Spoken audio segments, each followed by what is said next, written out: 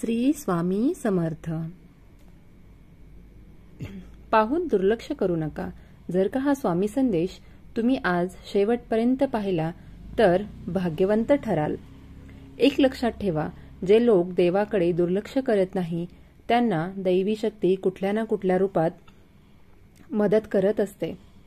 स्वामी म्हणतात, माझ्यावर विश्वास ठेव, तुझी प्रत्येक इच्छा पूर्ण करायला मी येते आहे. आयुष्यभर लोक तुम्हाला वेडे बनवतील, तुमचा अनादर करतील, तुमच्याशी वाईट वागतील. ते जे करतात ते देवाला पाहून येऊ द्या. तुम्ही तुमच्या मनामध्ये द्वेष भावना निर्माण करून पापाचे भागीदार बनू नका, कारण द्वेष तुम्हालाही नष्ट करेल. स्वामी म्हणतात, मला माहीत आहे तुम्ही खूप तणावपूर्ण दिवस पार केले आहेत. तुम्ही खूप संकटातून गेलेले आहात. आताही संकटाचा सामना करत आहात. आता तुम्ही माझ्याजवळ धाव घेण्याची गरज आहे. मी तुम्हाला मदत करेल. हार मानण्याची गरज नाही. जो माझ्या अनन्य भावाने भक्ती करतो, माझे स्मरण करतो, त्याच्या जीवनाचे भार आम्ही स्वतः उचलतो. तुम्हाला घाबरण्याचे कारण नाही. या महिन्यामध्ये तुमचे जीवन पुढील स्तरावर जाणार आहे. तुमचे जीवन सुख, समृद्ध, आनंद आणि ऐश्वर्याने भरून जाणार आहे. स्वामींचा हा आशीर्वाद प्राप्त करून घेण्यासाठी आत्ताच आपल्या चॅनलला सबस्क्राईब करून घ्या आणि व्हिडिओला लाईक करा. तुमची सर्वात मोठी इच्छा पूर्ण होईल. जेव्हा तुम्ही आयुष्यात स्वतःवर विश्वास ठेवायला शिकतात तेव्हा तुम्ही अर्धी लढाई स्वतः जिंकलेल्या असतात. ज्यांच्यात हिंमत आहे त्यांनाच या जगामध्ये किंमत आहे. खूप जण म्हणतात, माझं आयुष्य खराब चाललेलं आहे, माझ्या आयुष्यात खूप अडचणी आहेत. पण आयुष्यातील नकारात्मक आणि वाईट गोष्टी एक एक करून आपण काढून टाकायला सुरुवात केली की आपोआप आयुष्यात चांगल्या गोष्टींसाठी जागा निर्माण होईल. थोडा विचार करून पहा. जगाच्या रंगमंचावर तुमची जागा अशी असली पाहिजे की तुमची भूमिका झाल्यावर सुद्धा टाळ्या वाजत राहिल्या पाहिजेत. सगळं जवळ असून सुद्धा मुघल हरत होते आणि काहीच समज नसताना सुद्धा मराठे जिंकत होते. याचं कारण म्हणजे मुघल लढत होते ते महिन्याच्या पगारासाठी आणि मराठा लढत होते ते स्वराज्यासाठी.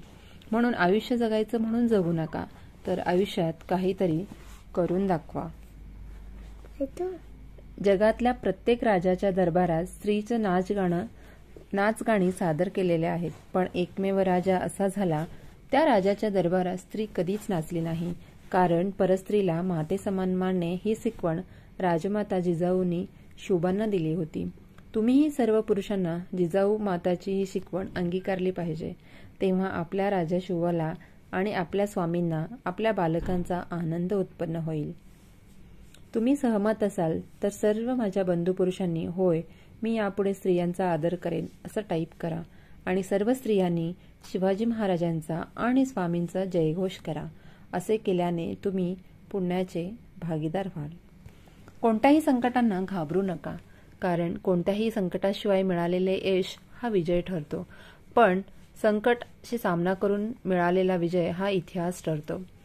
काही वेळा आयुष्यात त्रास होणे गरजेचे असते. आपण वाईट आहोत म्हणून नाही, तर आपण चांगलं वागणं कुठे थांबवायचं हे कळण्यासाठी. जेथे आपण प्रत्यक्ष उपस्थित नसतो तेथे आपल्यामध्ये असणारे गुण व अवगुण आपले प्रतिनिधित्व करतात. म्हणून गुण असे ठेवा की तुमच्या मागे सुद्धा तुमची प्रशंसा झाली पाहिजे. तुमचा पुढचा प्लॅन कधीही गावभर सांगत बसू नका, कारण तोंड बंद ठेवलेला मासा कधीही गळाला अटकत नाही. विनाकारण काळजी करणे म्हणजे आपण कधीही न घेतलेल्या कर्जावर व्याज भरण्यासारखे आहे. शब्द मोफत असतात, पण त्यांच्या वापरावर अवलंबून असते की त्याची किंमत मिळेल की किंमत मोजावी लागेल. जर तुम्ही एखाद्याला फसवण्यात यशस्वी झालात तर ती व्यक्ती मूर्ख आहे अशी समजण्याची चूक करू नका.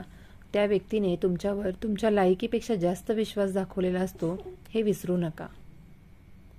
लोकांना जास्त हुशार बनविण्याच्या भानगडीत पडू नका, कारण एका मर्यादेनंतर तुमचं ज्ञान वापरून तुम्हाला वेड्यात काढतील. समुद्राला गर्भ होता की तो सर्वजण बुडवू शकतो, तितक्या एक तेलाचा थेंब येतो आणि सहज त्यावर तरंगून जातो. ज्या क्षणी तुम्हाला जाणीव होते की आपल्या जीवनाचा प्रवास हा आपल्याला एकट्यालाच करायचा असतं, तो क्षण तुमचं आयुष्य बदलून टाकणारा असतो. अडचणी कितीही येऊ द्या, एक गोष्ट लक्षात ठेवा, प्रारब्धाच्या पुढे कोणालाही जाता येत नाही. त्यामुळे वादळात दिवा लावायचे स्वप्न पहा. मी तुम्हाला मदत केल्याशिवाय राहणार नाही. न मागता सगळं मिळते, फक्त योग्य वेळ यावी लागते. यासाठी धीर धरा, माझ्यावर विश्वास ठेवा आणि उत्तम कर्म करत राहा. हा संदेश शेवटपर्यंत पाहिल्याबद्दल